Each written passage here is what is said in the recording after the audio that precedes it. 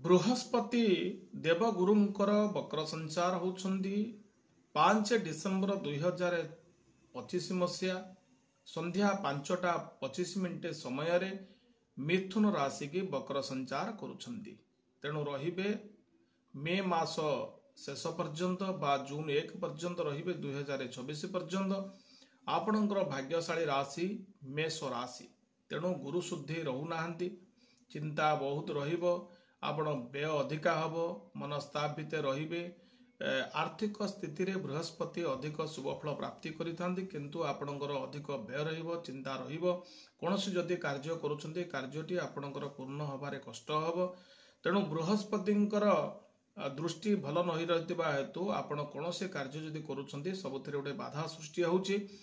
କୌଣସି ବ୍ୟକ୍ତିଙ୍କ ସାଙ୍ଗରେ ମନାନ୍ତର ଭାବ ସୃଷ୍ଟି ହେବ, କୌଣସି କାର୍ଯ୍ୟ କଲେ ବିଳମ୍ବ ହେବ। ତରବର ହୁଅନ୍ତୁ ନାହିଁ, ଦେଖି ଚାହିଁ କାର୍ଯ୍ୟ କରନ୍ତୁ। ଯଦି କାହାକୁ ଜାଣିନାହାନ୍ତି ପୂର୍ଣ୍ଣ ବିଶ୍ୱାସ କରନ୍ତୁ ନାହିଁ, ବା ଯେଉଁ କାର୍ଯ୍ୟଟି ଆପଣ କରୁଛନ୍ତି ଧୀର ସ୍ଥିରରେ ସେ କାର୍ଯ୍ୟଟି କରନ୍ତୁ, ନିଶ୍ଚିତ ଭାବରେ ସମ୍ପନ୍ନ ହେବ।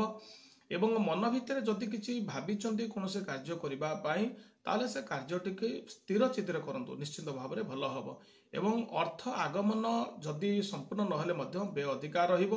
କିନ୍ତୁ ବୃହସ୍ପତିଙ୍କର ସ୍ଥିତି ବର୍ତ୍ତମାନ ମେ ଶେଷ 2026 ପର୍ଯ୍ୟନ୍ତ ଏହା ରହିବ। ତେଣୁ ଦେଖି ଚାହିଁ କାର୍ଯ୍ୟ କରନ୍ତୁ, ନିଶ୍ଚିନ୍ତ ଆପଣଙ୍କର କିଛି ସମସ୍ୟା ସୁଧୁରିବ। ଯଦି ଆପଣ ଚିନ୍ତା କରି କାମ କରୁଛନ୍ତି, ପ୍ରତିକାର ସ୍ୱରୂପ ପ୍ରତି ଗୁରୁବାର ଦିନ ଲକ୍ଷ୍ମୀ ନାରାୟଣ ଦର୍ଶନ କରନ୍ତୁ, ବେଦଜ୍ଞ ବ୍ରାହ୍ମଣ କିଛି ଖାଇବାକୁ ଦିଅନ୍ତୁ, ହଳଦୀ ବର୍ଣ୍ଣର ପୁଷ୍ପ ଶିବଲିଙ୍ଗରେ ସମର୍ପଣ କରନ୍ତୁ।